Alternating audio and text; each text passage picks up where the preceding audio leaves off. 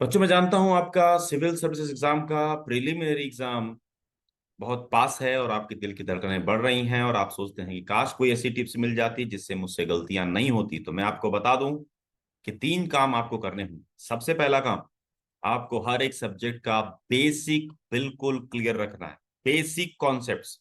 देखिए, advance level पर deep जाने की एक सीमा नहीं है।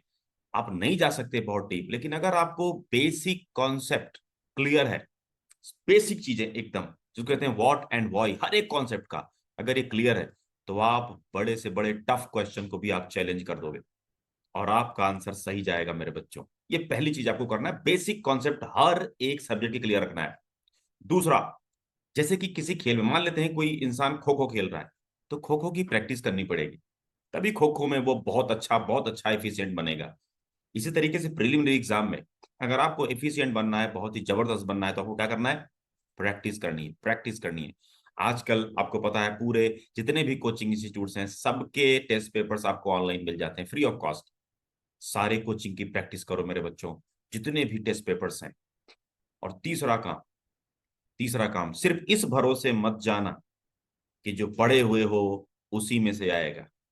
मेरे बच्चों, आपको याद रखना है, यूपीएससी स्मार्टनेस का टेस्ट है, स्मार्टनेस का टेस्ट है। आपको प्रैक्टिस करनी है उन क्वेश्चंस पे भी जो आपने पढ़ा नहीं है।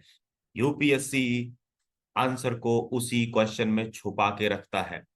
इसलिए आपको इस भरोसे सिर्फ नहीं जाना है कि आपने सब कुछ पढ़ लिया है, रिवाइज कर लिया, नहीं नहीं। आपको इस भरोसे भी जाना है कि अगर आपका बिना पढ़ा हुआ भी आ जाए, तो आप उस क्वेश्चन को भी थोड़ा सा पेशेंस के साथ पढ़ के आंसर निकालने की कोशिश करेंगे।